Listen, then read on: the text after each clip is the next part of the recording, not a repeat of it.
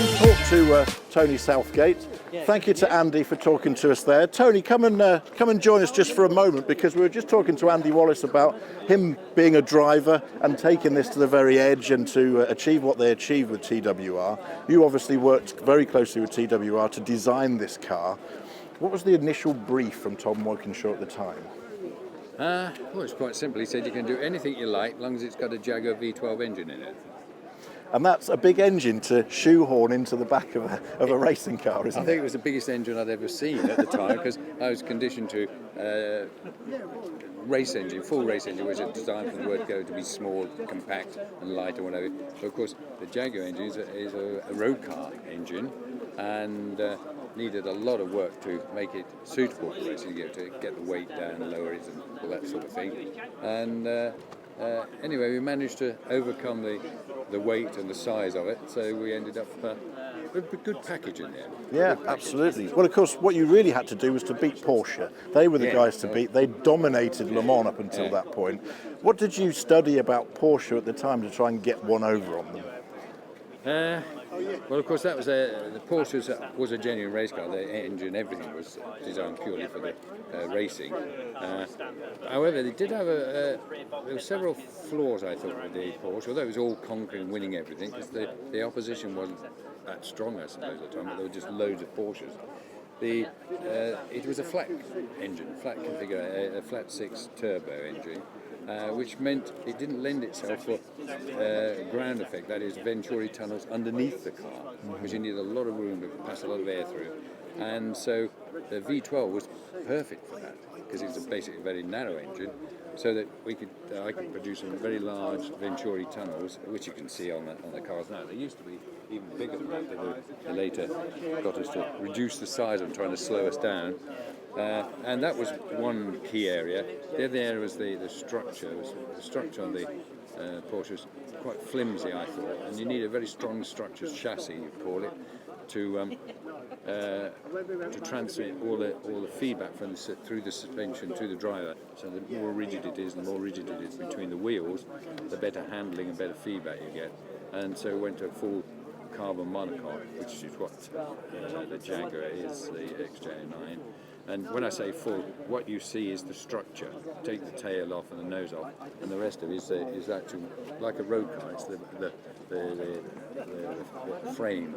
Sure. And that was massively rigid. A bonus from that type of construction was that it was very safe for the driver.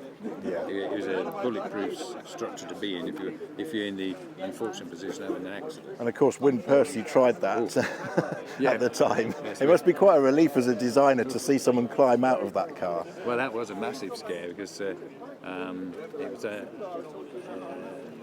he'd just done a pit stop at night and gone out, a new set of tyres, and for some reason he seemed to pick up a puncher almost on the first lap and got onto the Mulsanne straight, got up to about 200 miles an hour, and unbeknown to us at the time, but it threw a tread. The whole tread of the tyre came off, which knocked the tail off and then knocked the rear wing off.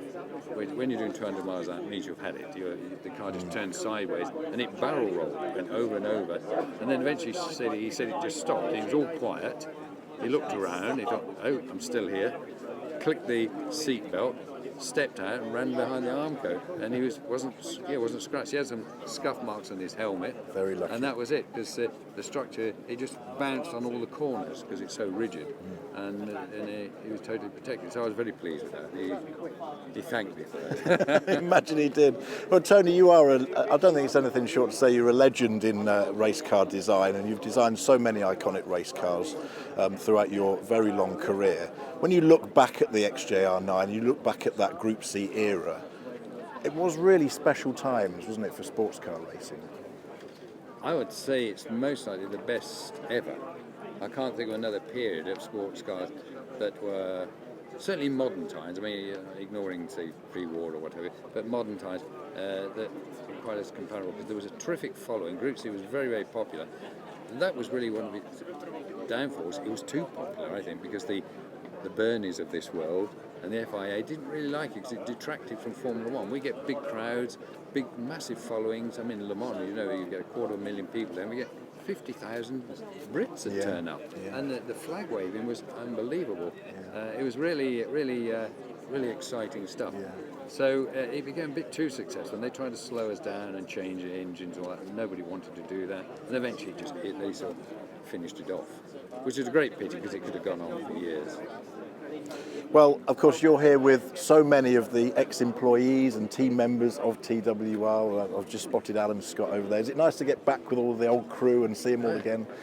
Oh yeah, there's mechanics. I've just said the chief mechanic. He's the chief mechanic from on the silk cut cars in '88 and so on.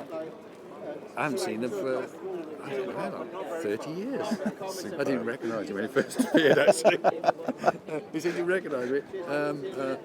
He's got no hair now. I know how that feels. So it was great.